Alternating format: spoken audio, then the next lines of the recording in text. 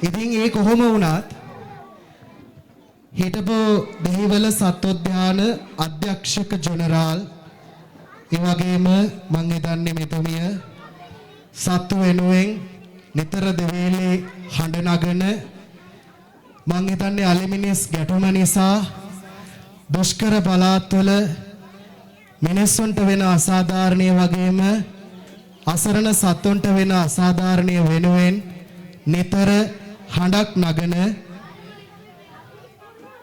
කතිකාචාර්ය පුහුණු උපදේශක නේචර් සහ ටෝක් ටු මේ සමූහයන් වල නිර්මාතෘ ශර්මිලා රාජපක්ෂ මහත්මිය අප විහාරස්ථානීය වෙනුවෙන් ඉතාමත් ගෞරවයෙන් ආදරයෙන් යුක්තව පිළිගනු ලබනවා.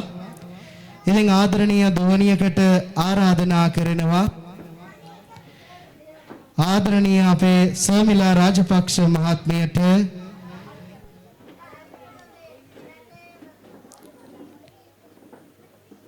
මේ විදියට ආදරණීය දරුවෙකුගේ ආරාධනාවත් එක්ක මෙතෙන් සිට මේ ලස්සන දේශනය කතිකාචාර්ය පුහුණු උපදේශක නේචර් සහ ටෝක් ටු මේ සමූහයන් වල නිර්මාතෘ හිටපු සත්වෝද්‍යාන අධ්‍යක්ෂක ජෙනරාල් ශ්‍රමිලා රාජපක්ෂ මහත්මිය ක්‍රියා නිසා 3477ක් සත්තු අපිට අහිමි වෙලා තියෙනවා. මිනිස්සුත් මැරිලා තියෙනවා 1190 දෙනෙක්. එතකොට මේ 2000 අපි ඉන්නේ මේ මොන අවුරුද්දේද? මේ අවුරුද්ද මොකද්ද? 2025 අපි දැන් ඉන්නේ ඔක්තෝබර් මාසේ. ඔක්තෝබර් මාසේ විතරක් වෙනකොට අලි 245කට වඩා මැරිලා තියෙනවා. එතකොට බෙඩි තියලා මරලා තියෙනවා අලි 44 දෙනෙක්. මේ 2025 ජනවාරි මාසේ විතරක් අලි 3 දෙනෙක් මැරිලා තියෙනවා. මේ වෙනකන් සමා වෙන්න මිනිස්සු මැරිලා තියෙනවා 60 දෙනෙක්. එතකොට දුවේ පුතේ අපේ රටේ මේ තියෙන ලොකු ප්‍රශ්නයක්. ඒ ප්‍රශ්නය වෙනුවෙන් අපි හැමෝම කතා කරනවා. ඔයාලට අපි මේක ගැන කියන්නේ මොකද? ඉස්සරහට මේ රටේ තීරණ ගන්න මිනිස්සු වෙන්නේ කවුද? ලොකු තනතුරු දරන අය වෙන්නේ කවුද? ඕගොල්ලෝ. හරිද? එතකොට ඕගොල්ලෝ තීරණ ගන්නකොට ඕගොල්ලෝ වැරදි තීරණ ගත්තොත් මේ ඉලක්කම් වැඩි වෙනවද අඩු වෙනවද? වැඩි වෙනවා. එතකොට අපිට ඕනේ මේ ඉලක්කම් වැඩි කරගන්නද අඩු කරගන්නද? අඩු කරගන්න. ඒක නිසා තමයි ඔයාලට කියන්නේ අනාගතේ ඉස්සරහට තීරණ ගන්නකොට මෙන්න මේ දේවල් ගැන දැනුවත් වෙන්න ඕනේ. එතකොට ඒ වගේම තමයි දැන් ඔයාලට කරන්න පුළුවන් දේවල් දැන් ඉඳලම සමාජය ගැන පරිසරය ගැන ආදරෙන් ජීවත් වෙන්න හිතන්න සත්තුන්ට ආදරෙන් සලකන්න අපි දැන් ඉඳලම පුරුදු වෙන්න ඕනේ. ඊළඟට කවුරු හරි මේ ලස්සන පින්තූරේ ඊයේ බෙරේද දැක්කද? සෝෂල් මීඩියා වල. දැකපු අය අතුස්සන්? ගොඩක් අය. මොනවාද මේ? කොහෙද මේ? කවුරු හරි දන්නවද කොහෙද කියලා? නුවරඑළිය කියන එක ටිකක් ළඟයි. හෝටන් තැන්නේ.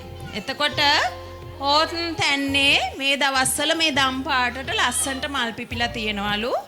මේකට අපි කියනවා නෙළු වසන්තය කියලා. නෙළු කියන්නේ මෙන්න මේ වගේ මල් ಜಾති කිහිපයක්. එතකොට මේ මල් ಜಾති 12ක් විතර පිපිලා තියෙනවලු අවුරුදු 13කට පස්සේ එකම පාර. ඒ කියන්නේ ඔය එක එක කාලවල වලට පිපෙන මල් අවුරුදු 13කට වතාවක් එකම කාලේ පිපෙනවලු. එතකොට මේ දවස්වල හෝටන් තැන්නට ගියාම බලා ගන්න පුළුවන්ලු මෙන්න මේ වගේ ලස්සන මල් තියෙනවා. ගියාද? එතකොට ගිහිල්ලා මල් කැඩුවද? කඩලා මල් ෆොටෝ ගත්තේ නැද්ද? මල් කැඩුවේ නෑනේ. හොඳ බබා. ඔයාගේ අම්මා ඉන්නවද මෙහි? කො අම්මා?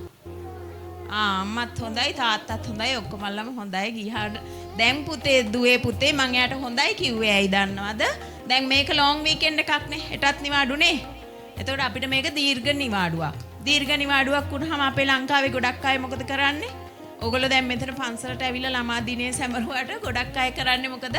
කොළඹින් පිට කොයි හරි නිවාඩුවකට යනවා. ඉතින් දුවේ පුතේ දැන් වෙලා තියෙන්නේ මේ පින්තූර ටික සමාජ මාධ්‍යයේ දැකලා ගොඩාක් අය ගිහිල්ලා තියෙනවා හෝටන් තැන්නට. හෝටන් තැන්නට ගිහිල්ලා අපේ අය මොනා කරනවා කියලාද ඔයාලා හිතන්නේ? මේ පුතාලා වගේ ලස්සන්ට ගිහිල්ලා මේ මුකුත් මල් කඩන්න නැතුව ෆොටෝ අරන් එනවා කියලාද හිතන්නේ? නෑනේ. ගොඩක් අය කරලා තියෙන්නේ මොනවාද? ලොකු ගස් උඩ නැගලා. සමහරු මල් කඩලා ඒව අතේ තියාගෙන ෆොටෝ අරන්. එතකොට තවත් සමහරු බෝල අරන් ගිහිල්ලා හෝටන් තැන්නේ බෝල ගහනවා. එතකොට තවත් සමහරු හෝටන් තැන්නට ගිහිල්ලා ගෝනුන්ට කන්න දීලා තියෙනවා. දැන් අපි පාරේ ඉන්න බල්ලෝ පූසන්ට, ගෙදර ඉන්න බල්ලෝ පූසන්ට කන්න දුන්නට ජාතික වනෝද්‍යානයකට ගියාම එතන ඉන්න සත්තුන්ට කන්න දෙන එක හරිද? නෑ. මොකද මේ එළියේ ඉන්නේ හීලෑ සත්තු. එතකොට ඒගොල්ලෝ අපි කන බොන දේවල් කනවා බොනවා. නමුත් අපි කැලෑවට ගියාම වන සත්තුන්ට අපි කන බොන දේවල් කන්න දෙන්නේ නෑ.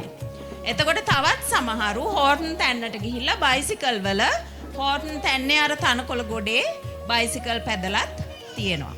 ඉතින් අන්න ඒ වගේ අපි නොගැලපෙන දේවල්, නොවටිනා දේවල්, ස්වභාව ධර්මයට හානි කරන දේවල් කරනවා.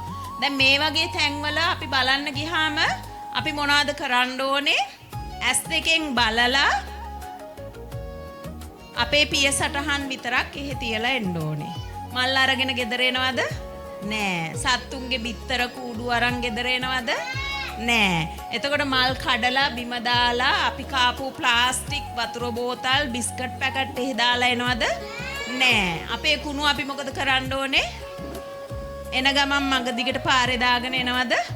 නෑ.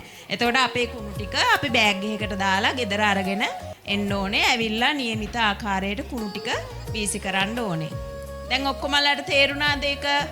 ඔව්. එතකොට දැන් මේ පන්සලේ එහෙම හිතමු ඔය මේ පූජා කරන මල් ඇරෙන්න වෙන කොයි හරි ලස්සන කාගේ හරි ගෙදරක වත්තක මලක් පිපිලා තිබුණොත් ඒකට ආසයි නම් අපි මොකද කරන්නේ?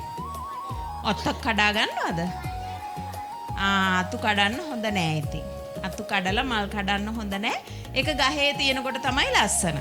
බුදුහාමුදුරුවන්ට පූජා කරනවා නම් ඇරෙන්න ගස්වල තියෙන මල්, අතු, කිනිති විශේෂයෙන්ම අනුන්ගේ දේවල් අහන්න නැතුව, බලන්න නැතුව, කරන්න නැතුව කඩන්න එපා. හරි. එතකොට ඊළඟට මෙන්න මේක තමයි අනිත් දේ. දැන් තමන්ගේ ගෙදර අර කඩදාසි වෙනම, ඉටිකොල වෙනම, ඉඳුල් වෙනම එකතු කරන අය කවුද? එතකොට ඉස්කෝලෙත් ඕක කරනවද? නෑ. ඉස්කෝලේ අයිස්ක්‍රීම් කාලා ඉන්ටර්වල් එකේදී කොලේ කොහෙද දාන්නේ? ඩස්බින් එකට දානවද? ඒකනේ ඉතින් පාරට දාන්න බෑ. ඉතින් දැන් අපි එහෙම කුණු වෙන් කරලා දාන්න නැතුව ඔක්කොම එකට දාන නිසා මේ අපේ රටේ වෙලා තියෙන දේවල්. මේ මොකද්ද මේ කුණු ගොඩක්. කුණු ගොඩක ගිහිල්ලා අපේ සත්තු මොකද කරන්නේ? මේ කුණු කනවා. දැන් ඒගොල්ලෝ දන්නවද මොනවාද ප්ලාස්ටික් මොනවාද නැත්තේ කියලා? නෑ. ඉතින් දුවේ පුතේ දැන් සමහර තැන්වල වෙන්නේ මේවා ඇතුලේ තියෙනවා වීදුරු කෑලි, වීදුරු බඩු, බල්බ්. එතකොට ඒ වගේ දෙයක් කලියෙක් කෑවොත් මොකද වෙන්නේ? එයාගේ උගුර තුවාල වෙනවා. එතකොට එයාට ඒක දිරවනවද? නෑ. එතකොට එයාගේ බඩවැලවල් තුවාල වෙනවා. ඉතින් ඒක නිසා අපි හැම වෙලේම තාමත් සැලකිලිමත් වෙන්න ඕනේ. අපි කරන ඊටා සුළු දෙයකින් පවා හැම දෙයක්ම එක්ක වෙන සතෙකුට, එහෙම නැත්තම් පරිසරයට, එහෙම නැත්තම් අලියොන්ට ස්නායු තියෙනවා. එතකොට ඒගොල්ලන්ට දැන් සමහරුන්ට මේ ඉටිකොල හිර වෙනවා. දැන් ගොඩක් අය කියනවා අලියන්ට ඉටිකොල මේ අර ඒගොල්ලන්ගේ බඩවැලේ රැඳෙන්නේ නැහැ, බඩවැල ලොකු නිසා කියලා. ඒ වුණත් දුවේ පුතේ සමහර වෙලාවට ඒගොල්ලන්ට මල පහ කරන්න බැරි වෙනවා මේ ඉටිකොල හිර වුණාම. ඉතින් මේ වගේ පින්තූරු ටිකක්. ඉතින් ඒක නිසා අපි හැමෝම දැන් නේචර් එක ගැන කියනකොට මම ඔයාලට කියන්නේ අපි හැමෝම ගොඩාක් සන්තෝෂ වෙන්න ඕනේ. අපිට ලස්සන පරිසරයක් තියෙන රටක අපි ඉන්නවා. මේ රටේ පරිසරය අපි රැක ගන්න ඕනේ. රැකගත්තේ නැත්නම් ඉස්සරහට ප්‍රශ්න වෙන්නේ කාටද? ඔයාලටම තමයි. ඉතින් ඒක නිසා අපි